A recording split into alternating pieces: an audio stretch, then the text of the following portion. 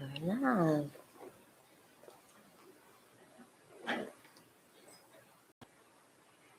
Mm-hmm.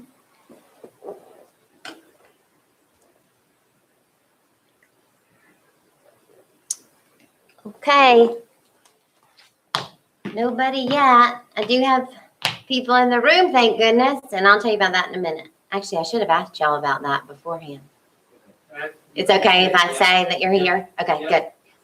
Okay, there's a couple of people coming in, and I'm already getting a thumbs up. So either you love my shirt or you can't hear me. So how about one more so that I know you can hear me? And then I'll get Facebook going. Just a couple of you so far. Uh-oh. All right, we'll see. I'm letting it go. Trusting that this is working. Okay, so it's 9:55. Y'all will tell me in a minute.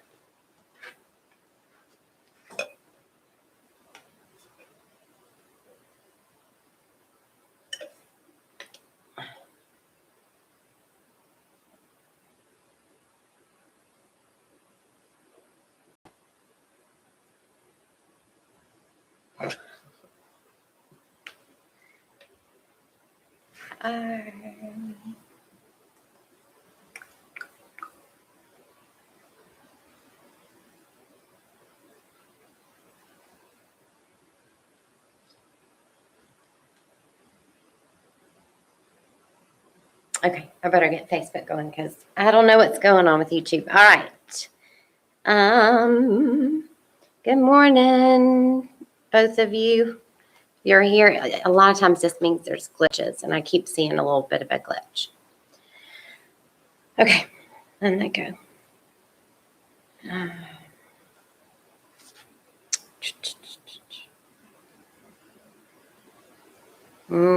Okay. Well, maybe everybody's just busy. Maybe people have, that's why there's only two. Is it a little early? Oftentimes what happens usually is when I get stuck on just two and I haven't gotten another thumbs up after I've asked for one, what that means is the feed got interrupted. So that's what but it doesn't matter because I'm going to do Facebook. So if it's interrupted, there is another option. Sticker. Done.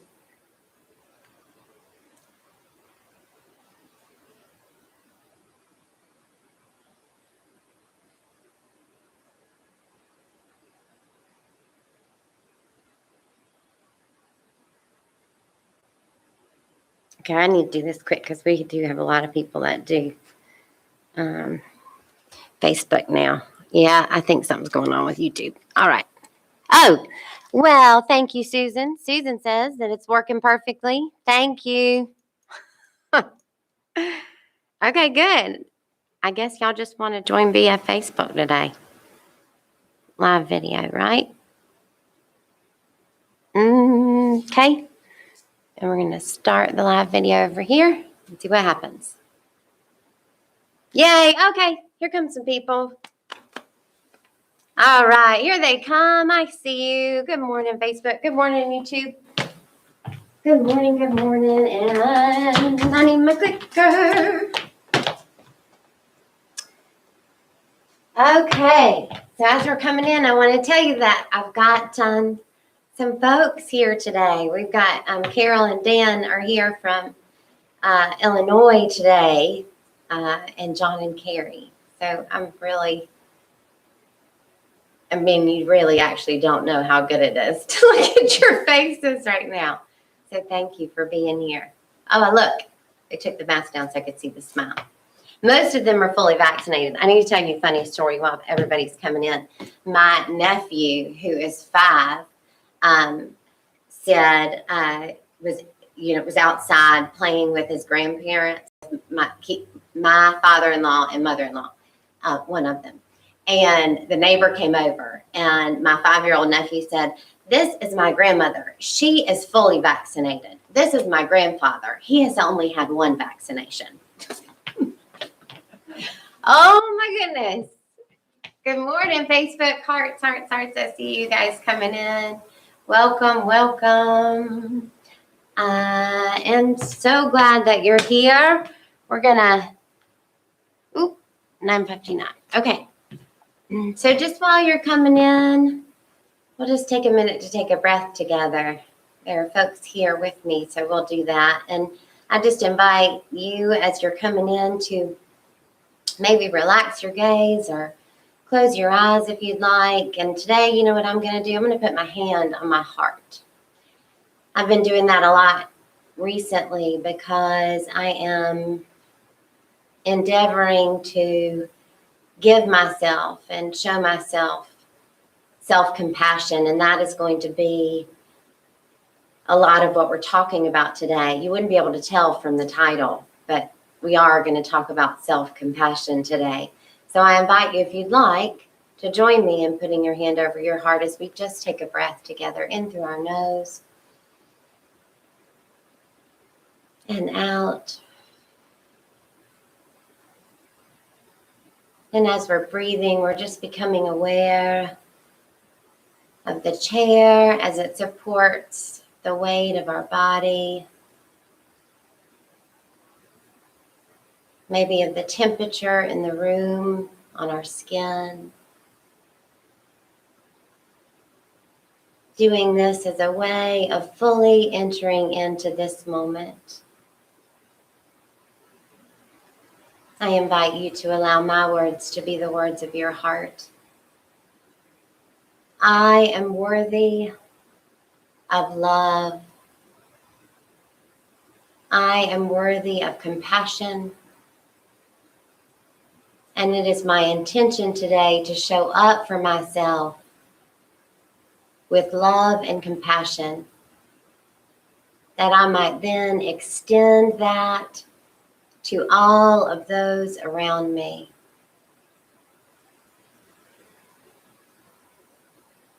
I am love. My very essence is love. Love beats my heart,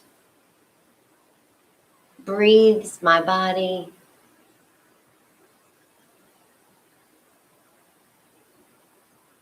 Wisdom is here now, guiding all of my thoughts, all that I think and say and do.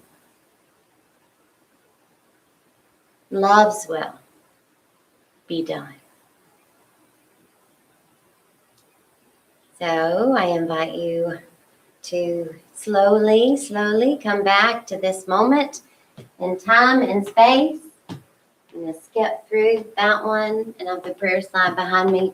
So yesterday evening, y'all, I have a dry throat and I'm going to, it's okay. What I love about you guys is that you just allow me to be myself and to tell you that I have a dry throat and to take a sip of coffee right now. So thank you. And look, self-compassion. And we were just talking about that, and here I am doing it. Okay. So yesterday evening, my youngest, who I've shared with you all, is autistic. I had just finished showering, and so we were doing the routine where I blow dry his hair. It's one of my favorite things to do, actually, because we have this moment of connection where we talk. And one of the things that I have been practicing and also noticing, especially for him, is that I really want to invite him into the arena of emotions. And I want to invite myself into the arena of emotions. And so our blow dryer conversation last night was about emotions. And so I said to him, you know, how did you feel today? How did today feel? And he said, I don't know. That's a big question, right? How did today feel? But all the time we say to each other, don't we? How are you? Good. How are you? Fine. Just fine. Do you see? As if we could sum up the total of our day in one word or one emotion. And so I said to him, well, let's talk about today. So one of the things that happened today is you got up and it was Saturday and you got to stay in your PJs. How did that make you feel? And he said, happy.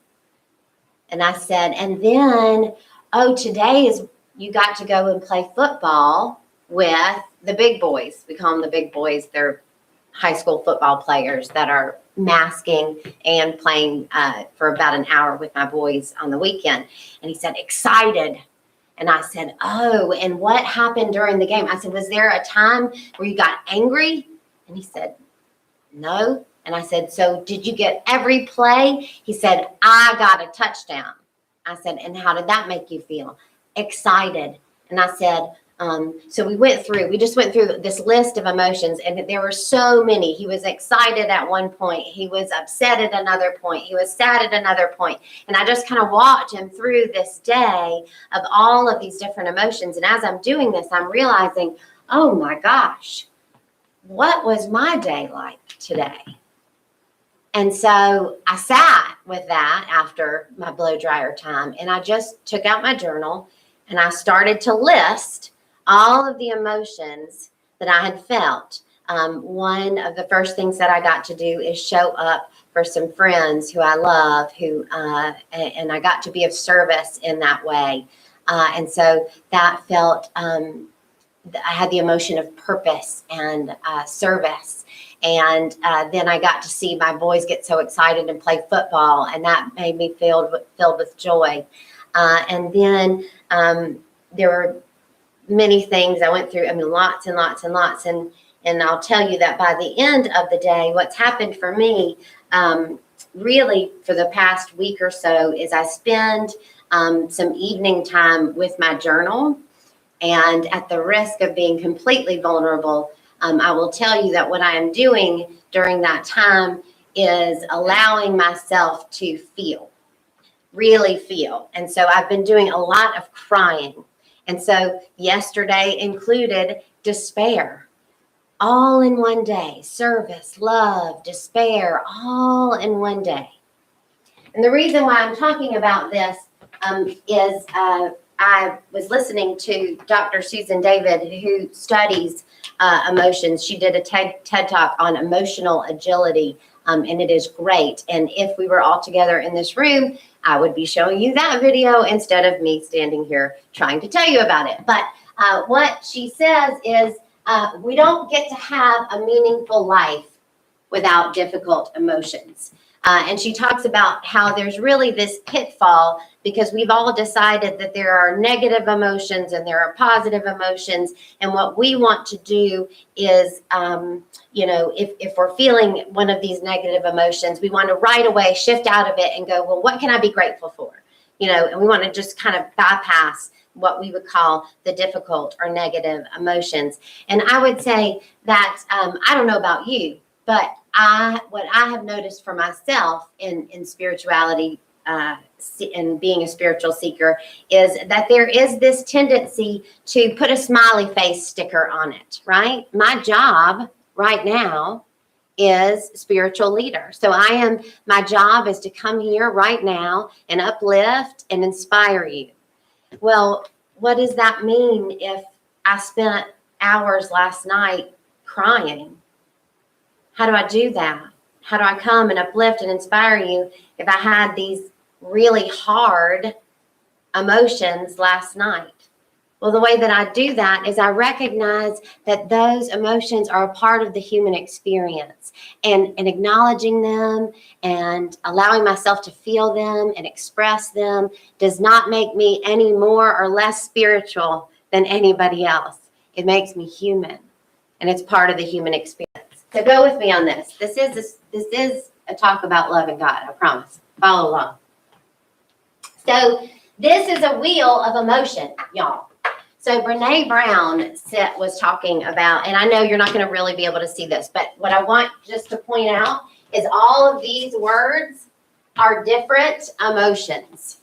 And Brene Brown said that in her research, the average person, when you say list all of the feelings that you feel in your life, like just list all your feelings and emotions that you feel, the average number that you get, guess how many? Y'all want to guess? The people that are here? What do you think the average? What? 12. 3. That was the average number of emotions that in all of her research, all of these I mean, hundreds and thousands of people that she talks to, the average emotions that they say they feel in their life is 3 emotions. So I'm showing you this wheel to recognize that there are so many different levels of emotions, right? So you could say sad, but sad could include lost, lonely, unwanted, bored, disappointed, left out, misunderstood. So you see? So there are levels of sadness, and I'm going somewhere with this. So just follow along with me. So I've got this wheel, and I've printed it out, and I shared it yesterday with my husband, and we both decided that we're going to print it out and put it in different places in our house, because we have recognized that we are going to be able to connect with one another on a far deeper level than if he walks in the door or I walk in the door and we say, "How was your day?" And we say, "It was overwhelming." Okay, want to give me a little bit more? But usually what we say is, "It's good, it's bad, I'm tired," whatever that is. But if we can take a moment to maybe give it 3 names, 3 emotions of the day, maybe we can connect on a deeper level. Okay, so self-actualization, which is what we're doing here, right? That's what we're doing here at Unity of Appleton. That's what we're doing on this human journey. It's about getting to our essence, right? Embodying the essence, the divine spark within us, the Christ nature within us. And so there's this journey of self-actualization happening. Self-actualization requires self-exploration. So we have to be able to explore who we are, right? Which includes our emotions, in order to get to self-actualization. Self-exploration requires one to have a sense of safety. We will not go deep. We will not look in here at what's in here unless we feel safe enough to do that. Well, how do we do that? How do we feel safe enough to do that? Self-compassion and kindness is that sense of safety. If we show up for ourselves with compassion and kindness, and we do that over and over again, if we know that we can trust ourselves to do that, we will be brave enough to look at our shadow. We will be brave enough to go in there and really see who we are, what's going on in there, which is the point of our life, right? Know thyself. Self-compassion, kindness is allowing yourself to feel how you feel. So that I'm offering a definition of self-compassion as being one's ability. So for me to practice self-compassion, it means I must allow myself to feel how I feel. I must allow myself to feel how I feel. Not bypass it, not put a smiley face sticker on it. How are you? Blessed. How are you today? Great. Right? No. What we want to do is really allow ourselves to feel how we feel. Because when we allow that, that is when we start to get to our essence. Okay, follow along. There's a curve here. So sympathy. So if I have sympathy for myself or someone else, I'm standing apart, right? So if I have sympathy for you, I'm looking out at you and I'm imagining how you feel, and I am apart. You and I are apart. If I have empathy, I am standing in your shoes. I can put myself in your shoes. And this is one of the things, that we on the spiritual journey, we call ourselves highly sensitive people, right? We get very intuitive. We are able to pick up on other people's emotions, and that in part is our superpower. But there is a pitfall with empathy, and that is enmeshment. If we empathize too much, if I empathize too much with someone else, then I'm there with you. So if you're in sorrow, if you're deep in sorrow and I'm empathizing with you, I am standing with you in sorrow, in that moment, I can't be helpful. I can't help you out of sorrow. I'm one with sorrow. You and I, we're one with it. And that's true about ourselves too. we are one with that emotion. Compassion is standing beside, right? So having compassion means that I see the emotion. Eckhart Tolle would say, there is sadness in me rather than I am sad. Because as soon as I say I am sad, I am one with that thing. I am no longer able to stand in the place of my essence. And so compassion stands alongside, right? So if I myself am experiencing grief and am able to get to a place of compassion, what I am doing is standing beside my grief and saying, I see you. I see you and I'm here. That is our Christ essence. We're not one with that emotion anymore. But we can't get there. We can't stand beside. And see, so standing beside is our ability to be a part of the solution for ourselves and for others. We must be able to stand beside. And that is why this cultivating compassion is important. And what did I offer as a definition of compassion? Allowing yourself to feel how you feel. Guys, this might be my least favorite topic. Can I tell you why?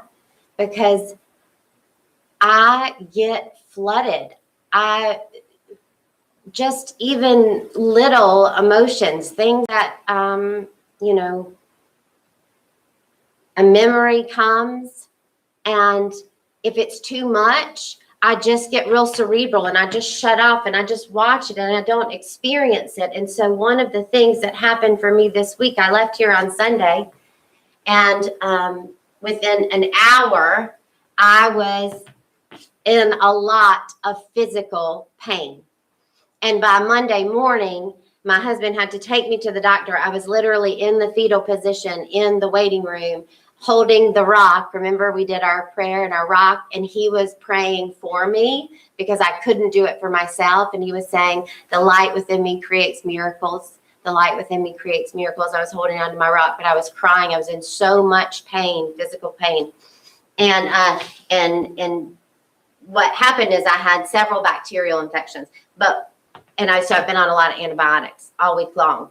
And so one of the ways that I felt this week is weary, because it takes a lot of energy out of me. But what I realized is what happened in my body was that I have so many unexperienced emotions that I have never allowed myself to have, that my body is getting rid of them. It's actually a healing thing, but I could feel intuitively that this pain I was going through, I looked up Louise Hay, I looked up the meaning behind each one of these infections that I had, and I knew clearly what the message was. And the message from my body was, I am angry. You got a lot of unexpressed anger in here, because one of the things that was happening was this burning, kind of searing pain. And it was anger. It was trapped anger that's been in there.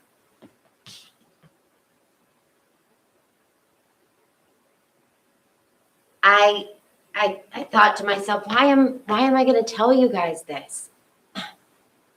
I was up, all night, really. And I was allowing myself to experience these emotions. This is what I've been doing all week.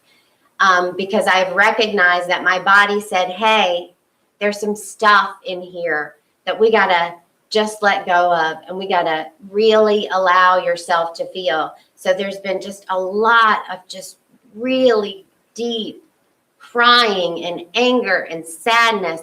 And I gave this analogy to somebody this week, and it might have been you, Dan, but Forrest Gump. Do you remember when Jenny comes back, and this time when Jenny comes back, like, he gets to take care of her. She's, been living hard. And so he tends to her and like brings her water, and he is so happy because he loves Jenny. Jenny's the love of his life. So here he is, and she starts to get better, and they dance. I mean, I can even see them put flowers in her hair, and they dance around the living room. And then one morning he gets up and she's gone again. And that morning, he puts on shoes and he just starts running. And for this long period of the movie, he's just running. He's running from state to state, and then the news picks it up, and everybody starts to project some meaning on this running. Like, why is he running? What is he doing? And what I have been doing this week, each night, as I've cried and allowed myself to feel how I feel, as I'm practicing self-compassion, what I'm doing is the equivalent of that. I have this emotion within me that has to get out. And Forrest, he just started running, and he ran and ran and ran until the pain of his life was done. And then he stops. It's one of my favorite parts, because people have now started to follow him, and they see him as this guru, and they're just waiting for him to talk, and he's never spoken. And he stops and he turns around, and they all look at him like, oh, he's going to say something. He's going to say something. And he says, I'm pretty tired. Think I'll go home now. And he just goes home. And I recognize that that's what I've been doing each night. I've been doing my running. I've been letting out emotion and pain that's been in there that I thought I had already gone through, because I had thought the emotions. I did the work. Remember, I talked about Byron Katie and the work? And what occurred to me is that I did a lot of work on negative emotion, and it is a very cerebral tool. And that worked out well for me, because I like to stay cerebral. I like to stay far away from my emotions. So the work worked perfectly for me, and it was purposeful. And then there was the part where it was time to feel. And that's what I've been doing. And that's what self-compassion is. We have a tendency, as spiritual seekers, as people that are really committed to embodying love, we have a tendency to put a smiley face sticker on it. And I don't think that serves us or anybody else. I think that in order to get to our essence, in order to stand beside those emotions and say, I see you, as Thich Nhat Hanh would say, I see you, dear one, I love you, I see you. In order to do that, we have to acknowledge them. And there is a difference between acknowledging, seeing, and expressing the emotion. And for me, my expression this week, and what I've been working on because of the physical pain that happened for me, is writing. I'm just writing it out in my journal, just letting it go. There is a natural evolutionary impulse to the universe, and I can live my life in such a way that I align with it and allow it to take me where I want to go. And that is really, really true. And we cannot align with that natural evolutionary impulse of the universe if we are lying to ourselves and others about where we are and how we're doing.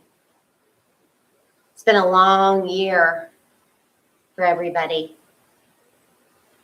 And I think many of the experts are saying that we're entering a time of kind of collective grieving. And so for those of us who are endeavoring to embody love, to be our Christ nature, I'm inviting us to extend to ourselves self-compassion, which means allowing ourselves to feel how we feel, and then extend that to others. Show up for others. I brought this, in closing, I'm going to say one more thing, and that is I brought this, a friend gave this to me, and it's a rock, and I think I've showed it to you before, and it says, let go and let God. And that's a beautiful, beautiful sentiment about surrender. Let go and let God. Right? That works. Let go and let God does not mean jump out of an airplane without a parachute, because you're letting go and letting God. Be careful.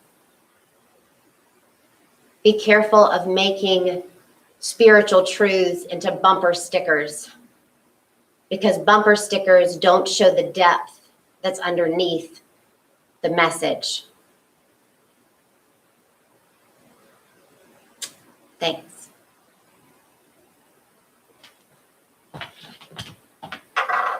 Okay, today is Pray with Bedford Day. It's the second Sunday. I remembered, Bedford. I remembered. Carrie, look, there's a slide. So there, I already posted the Zoom link to Pray with Bedford on our community page. This is a good time to tell you that if you are not a member of our community page, give us a message. Come on over. That is where you will find an amazing group of people who will show up with compassion for you on your journey, and they'll invite you to do the same for them. And on that page is the Zoom link to Pray with Bedford. There is also the Zoom link for our community Zoom, so we will still have our community Zoom.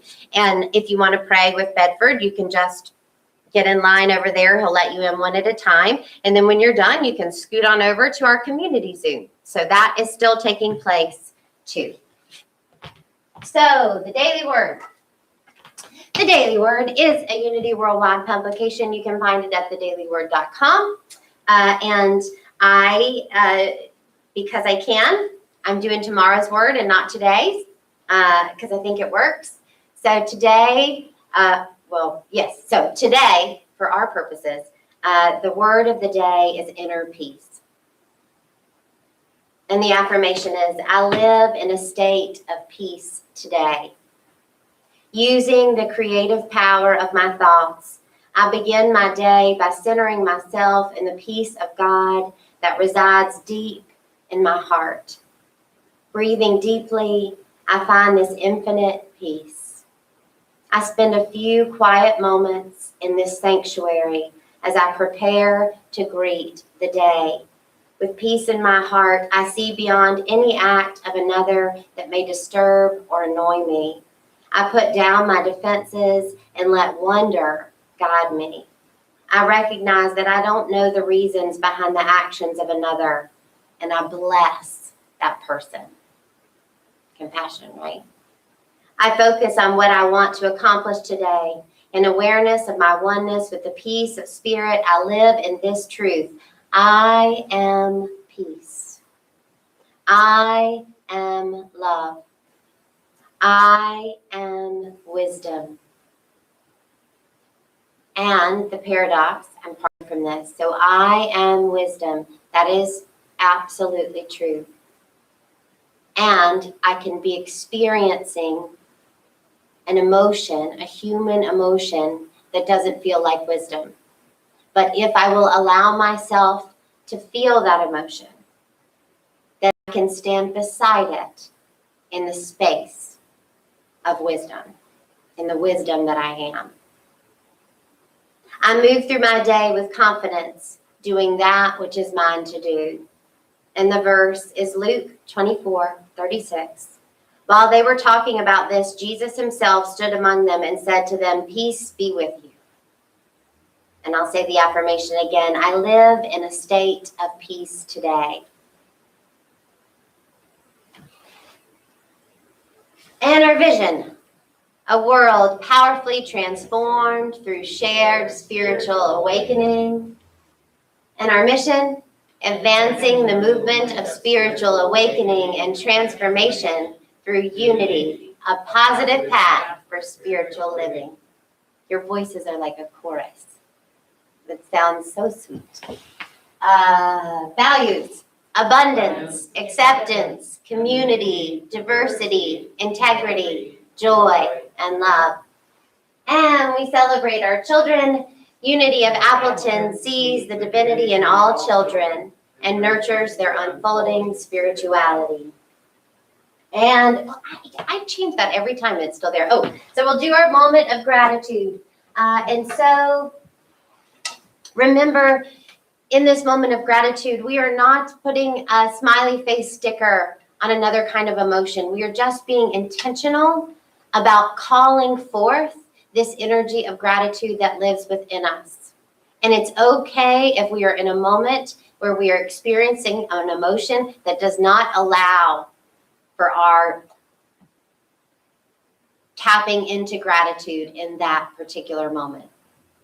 We give ourselves compassion and allow for that.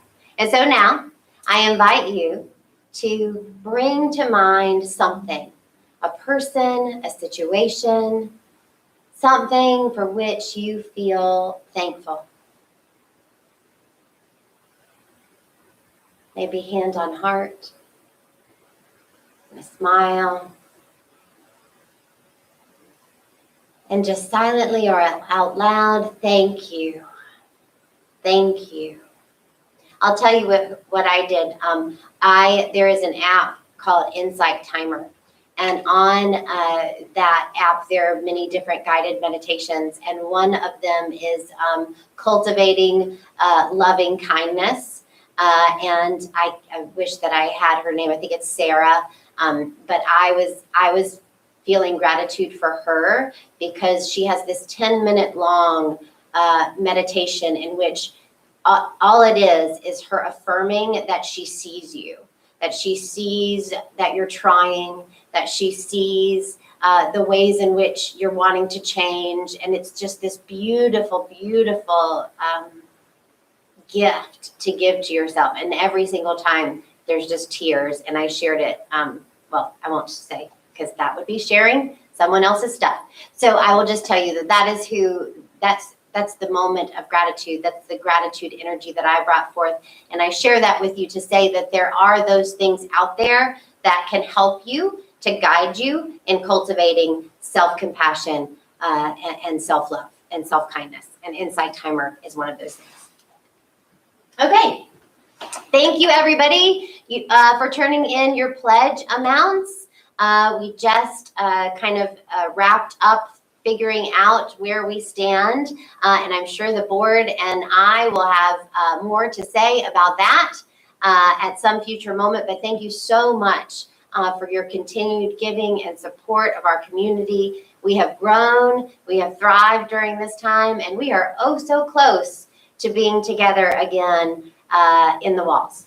So we'll do our affirmation of prosperity. Unity of Appleton is alive with the energy of spirit, in the flow of divine abundance and radiant with unlimited possibilities. And our celebration of giving and receiving, divine love in and through me, blesses and multiplies all that I am, all that I have, all that I joyfully give and willingly receive. I give in love and I trust God as my source. Okay, and we'll do our prayer for protection, and then we'll see everybody on the Zoom. Remember, if you'd like to pray with Bedford, there is a Zoom link there, and you can do that first. Otherwise, come on over to our community Zoom. Prayer for protection, everybody. The light of God surrounds us. The love of God enfolds us. The power of God protects us. The presence of God watches over us. Wherever we are, God is, and all is well. Okay, see you guys in a minute. See you later, alligators. All right, I'm finishing here and finishing here.